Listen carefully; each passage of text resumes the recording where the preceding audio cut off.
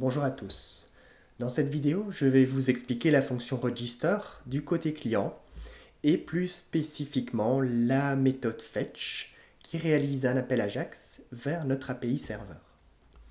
Donc dans la register page, l'élément principal est le template littéral qui représente le code HTML de la page register.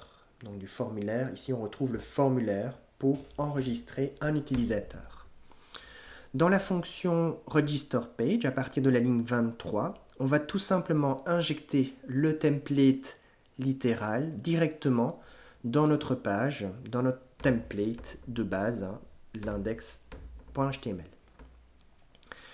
Donc je prends à l'aide de la fonction query selector le formulaire dans register form et le point essentiel c'est d'ajouter donc un listener, une écoute de l'événement submit sur ce formulaire. Dès que le client va appuyer sur le bouton Submit dans le formulaire, eh bien la fonction onRegister va être déclenchée. Cette fonction onRegister est asynchrone. Pourquoi? Parce qu'elle va traiter une requête AJAX. Donc la requête AJAX est écrite avec la fonction fetch. Donc on va faire appel à notre API serveur et attendre la réponse grâce au petit mot-clé await. Ce qui provoque le fait de devoir écrire async à notre fonction onRegister. Donc pour réaliser la fonction fetch, l'appel au serveur, c'est très simple. On précise l'URL, donc ici c'est /API/users qui va faire la fonction de register avec la méthode post. Et dans le body de ma requête au serveur, j'envoie en JSON la structure user qui contient donc l'email et le password. Je précise en plus dans les headers de ma requête au serveur le content type qui est application/JSON. On arrive à la ligne 44 quand le serveur a répondu. Donc quand la promesse de fetch est résolue, le serveur répond. Et il répond par HTTP. Donc la réponse HTTP, c'est vraiment ce qu'on reçoit côté client. Voilà. Et donc l'étape suivante, c'est de tester est-ce que la réponse est OK. Si la réponse n'est pas OK, j'envoie une erreur. Et donc dans le statut de la réponse, on a éventuellement le status code en erreur que le serveur nous a envoyé. Si le status code est 200, donc si la réponse est OK, le status code est 200. Et donc j'arrive à la ligne 47 et j'ai un nouvel await. J'ai un nouvel await parce qu'il faut parser le body de la réponse.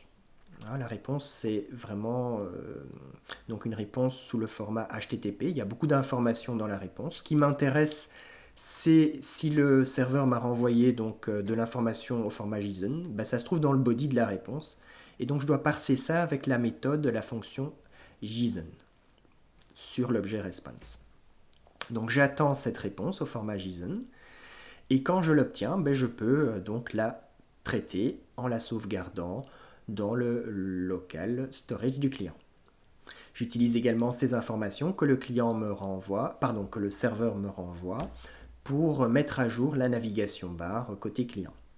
Et je redirige vers la liste des films dans mon application côté client. Le cache de l'erreur peut se produire s'il y a un échec du fetch, s'il y a un échec du JSON, et également si on a un status code en erreur. Donc un status code par exemple 409 s'il y a un conflit au register, si l'utilisateur existe déjà, ou un status code 500 s'il y a un internal server error. Donc là, toutes ces erreurs vont être catchées ici dans un seul endroit à partir de la ligne 53 et on va afficher ça proprement côté client dans un bloc. Je vous montre ce que ça donne dans le navigateur. Donc on va enregistrer un premier utilisateur, a@a.be. Voilà. Donc vous voyez ici, l'enregistrement s'est bien passé. On a directement redirigé vers liste film et on est connecté. Si j'observe dans ma console client, Ici, j'ai affiché donc la response. Vous voyez que la réponse HTTP du serveur est assez fournie, hein. Il y a beaucoup d'informations. Il y a le body qui contient des informations. Il y a le OK, le fameux OK que je teste côté client. Et on voit que quand une requête se passe bien, on a un status code 200. Une fois que la réponse est OK, il faut encore parser, hein, dans le client, comme on vient de le voir, donc le body, avec la fonction du côté client response.json, hein, parenthèse, parenthèse. Et donc là, on obtient donc, au format JSON le token et le username. Donc ça, c'est ce que le serveur m'a construit et me renvoie en JSON. Voilà, c'est tout pour le register côté client, écrit de manière asynchrone avec la notation await et async.